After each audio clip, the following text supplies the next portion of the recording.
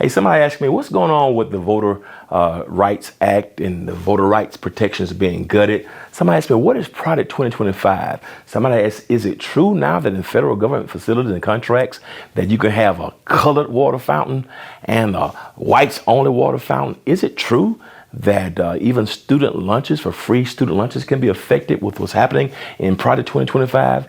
Yes, all that is true and more. I want you to tune in and get some more information about what's happening in this political climate, particularly with Project 2025.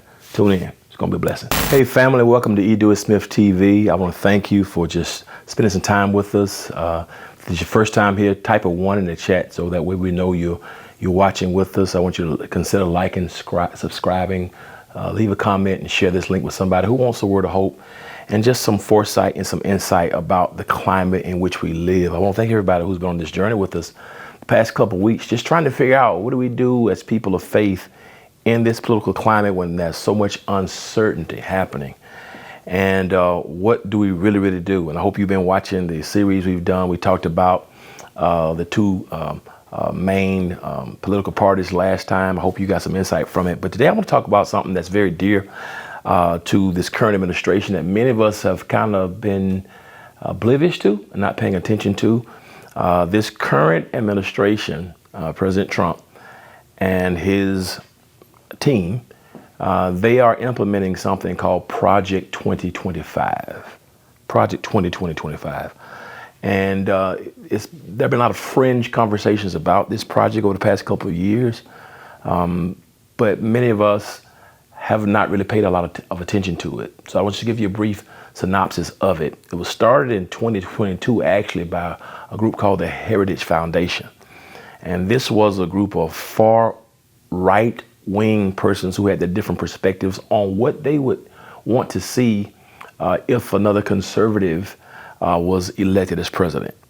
And when President Trump was asked about this during his campaign, he vehemently denied that he knew anything about it, never heard of him at all. But strangely enough, 3 out of the 4 authors of Project 2025 are actually members of his cabinet and have positions. And even they have said that they are surprised at how well the implementation has been going. I want to share a few things with you about it just so you will know what's happening and how it affects people, how it's going to affect America.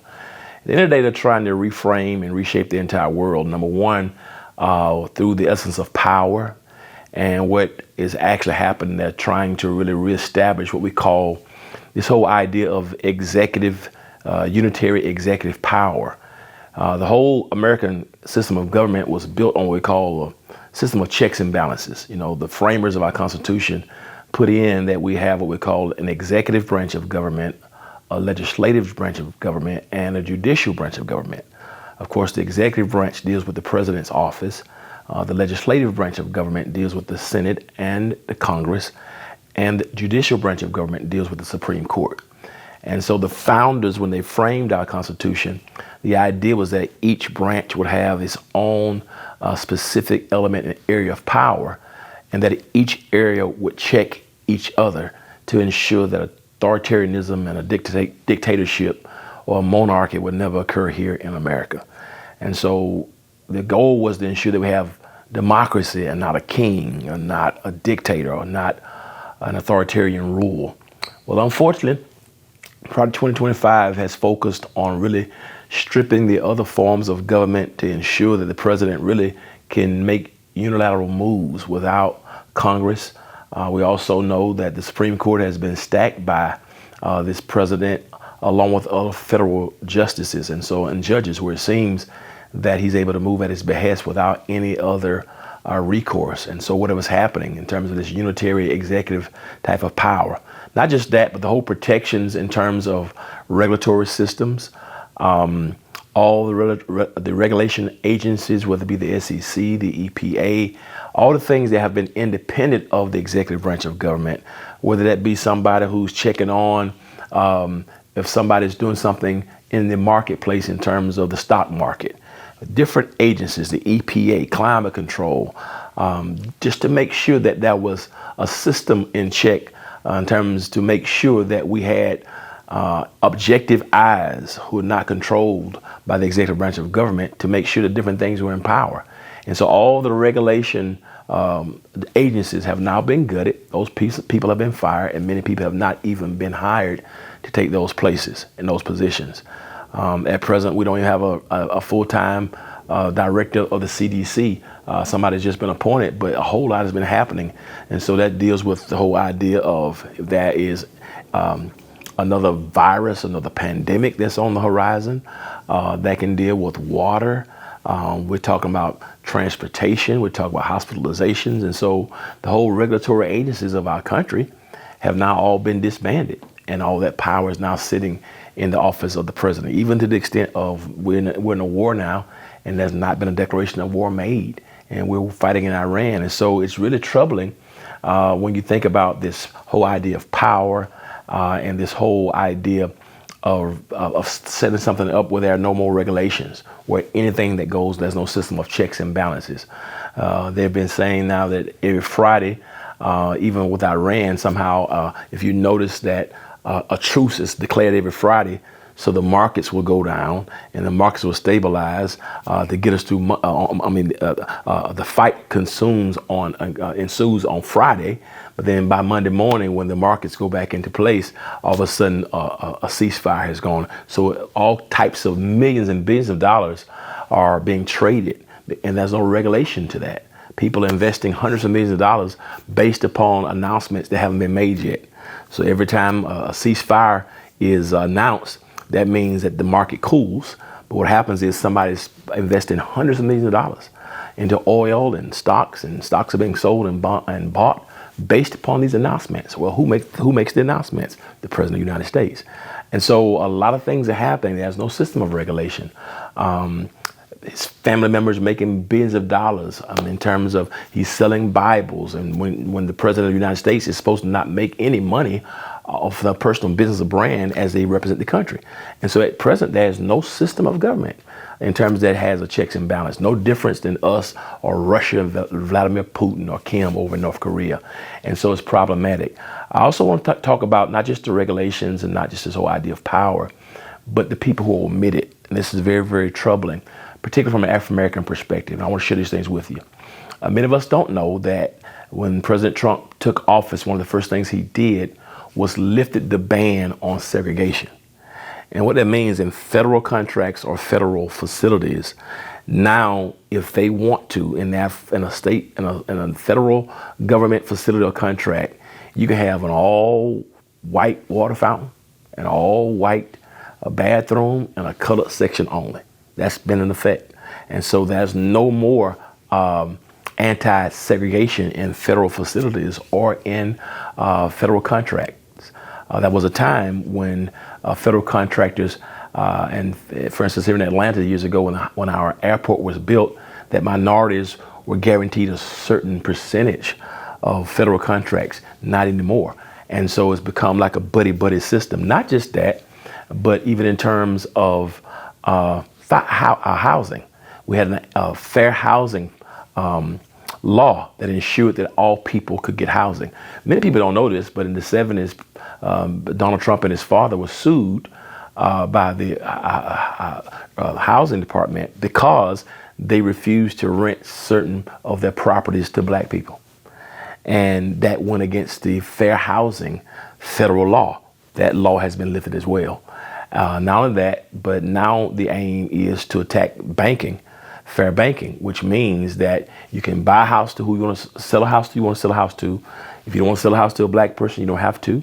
Not only that, but now the whole idea would be, even with federal student loans, to privatize the Department of Education so that when it's privatized, it will affect who can get loans. There was a time when our communities were redlined and certain people would be denied loans by banking institutions. Now all those protections have been removed. A bank can deny a person a loan who has the right credit score. There's no legal recourse that's taking place. They're trying to privatize the Department of Education, which is going to affect this whole idea about free lunches for students. It's going to affect the quality of education. Section 8 is being attacked in Project 2025. student loans. They're even trying to control the curriculum of what certain students can teach. Slavery has been whitewashed, and in certain states around the country, they remove books that deal with Black history. All ideas and concepts of diversity, equity, and inclusion have all been removed, where it now feels that many white people believe that they have now been victimized by civil rights and voting rights protections. And now we see across the Southeast that since the Supreme Court has now struck down part of the Voting Rights Act, we have districts being redrawn to eliminate and dilute power of those persons who represent our communities. And so these are things that are happening when it comes to the EPA, the agency that looks out for water. Many of us remember some years ago in Flint, Michigan, a lot of people in African American communities are being disproportionately affected by toxins in the atmosphere. A lot of our Black communities' waste were dumped in our communities. Electrical lines built in our communities. A higher percentage of cancer and disease are in our communities because of industry. Well, those regulations have all been lifted and are part of what's happening here, even with Project 2025. So environmental protection, environmental justice is gone. The whole idea of banking, we're going to be affected by that. The privatization of the Department of Education, which is a goal as well. And so there are a plethora of issues that will be affected. And not just, even in terms of now they are eliminating certain student visas for countries, students who want to visit our country, because they're trying to minimize the students who can come to study abroad here, because they want to make sure that certain people are not able to get into the country unless they pay exorbitant fees to get into the country. And so what's happening now through immigration policies, through the EPA, through banking, through housing, through federal anti-discrimination laws, anti-segregation laws, which have all been lifted. These are the things that are right there in Project 2025. It's a 900-page document. I want to challenge you to read it and do your research. Go on YouTube, Google, look into it, because it's scary. It's a scary document, and the people who drafted that document are part of this present administration. And so I just want to bring the information because people who don't know what's going on can be duped by it. And so I want to encourage everybody to make sure that you go register. Again, I'm not trying to tell you who to vote for. That's not my whole aim. I just want to give you the information, because while we're asleep, a lot of things are being planned to affect us and affect communities, minority communities, for the next 50 to 100 years. And so whatever you do, take a moment, check out Project 2025, read it, research it, listen to what you can listen to, and get to the polls and cast your vote.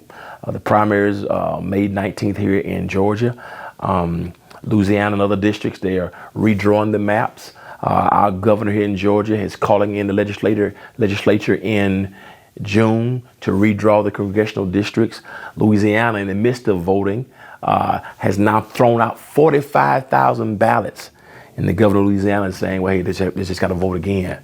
And so it's voter suppression to the highest degree to minimize the participation and the representation of Black people and minorities. So I just want to bring this to you, give you the information to let you know that in all you're getting, get understanding. And the people perish due to a lack of knowledge. There are a lot of crazy things going on in the world. Yeah, I mean, fighting for voting rights, fighting for civil rights. I mean, affecting school lunches. When you read Project 2025, it's almost like you're gonna need a cigarette. To help you just digest really this is what's going on. But we have the resilience of our ancestors who fought, who faced similar predicaments, but yet they're saying we shall overcome. And I want you to know that even in difficult times, he's still the God of our weary years and the God of our silent tears, the God who's brought us thus far on the way. So I want you to pray as if it all depends on God, but work and vote and be politically savvy and politically active like it all depends on us. I close with these words: we shall overcome. Be encouraged. May God bless you.